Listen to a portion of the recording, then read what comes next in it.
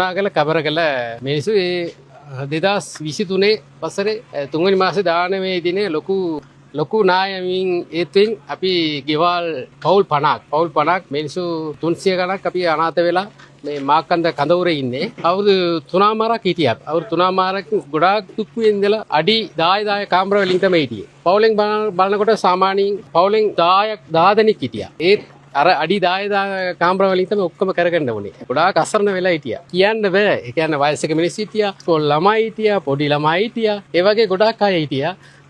ඒ වෙලාව කියන්න බෑ එච්චර දුකින් හිටියේ. මේ ආණ්ඩුව පත් වුණාන් පස්සේ සතියෙන් අපිට මේක අපේ පුණාගල අපේ മന്ത്രി ඉන්නවා කවුද කින්නන් සෙල්වාච් ඒ ඇවිල්ලා අපිව බලලා ඒ වෙලෙම තීරණය ගත්තා මේගොල්ලන්ට ඉක්මනට මේක අදන්න ඕනේ කියලා. සතියෙන් මේක පටන් ගත්තා. පටන් අරගෙන දැනට බලනකොට 100ට අවුරුද්දක් වෙනවා පටන් අරගෙන 90%කට විතර වැඩ අවසන් වෙලාදී අපිට ගොඩාක් සතුටුයි. ඒ කියන්නේ අපි හිතන්න විදිය නෙවෙයි. ලයිෆ් චේන්ජ් කියන්නේ අපි මෙතන අපි බලාපොරොත්තු නැති දේවල් ලැබිලා තියෙනවා. ඒක ගොඩාක් සන්තෝෂයි.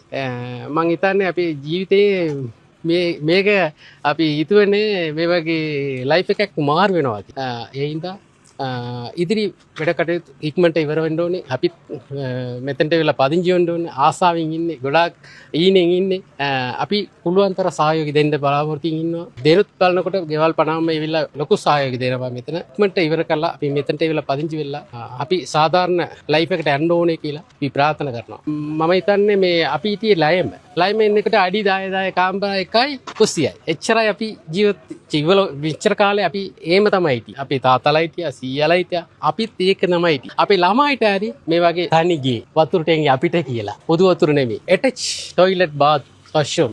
ඒම ළමයිට අම්බ වෙච්ච ගන අපි ලොකු පින් කරා කියලා හිතාගෙන සතුටින් මේක ඉන්නවා. ඒ වුණාට ළමයිගේ ජීවිතේ වෙනස් වෙන්න ඕනේ කියලා අපේ හීනය මේ කාලේ හරි වුණා. ඒ හින්දා මේ ආණ්ඩුවටයි අනිත් එක අපි විශේෂයෙන් මෙතන ස්තුති කරන්න ඕනේ අපේ අමුදාව අපි ඉත්තලා පොඩි දේවල් වුණත් ඉත්තලා හොඳටම මගේ 90ක් හොඳටම මේක අදලා තියෙනවා. මම කියන්නේ මෙතන කාමර දෙකයි සාලයයි කුස්සියයි වොෂ්රූම් මේකට කණු 9ක් දාලා තියෙනවා. අපි අප්ෂාර් යන්න පුළුවන්. තව තට්ටුවට යන්න පුළුවන්. ඒ තරමට හොඳටම අදලා තියෙනවා. ඒ හින්දා අපේ අමුදාවටත් අපි ස්තුති කරනවා.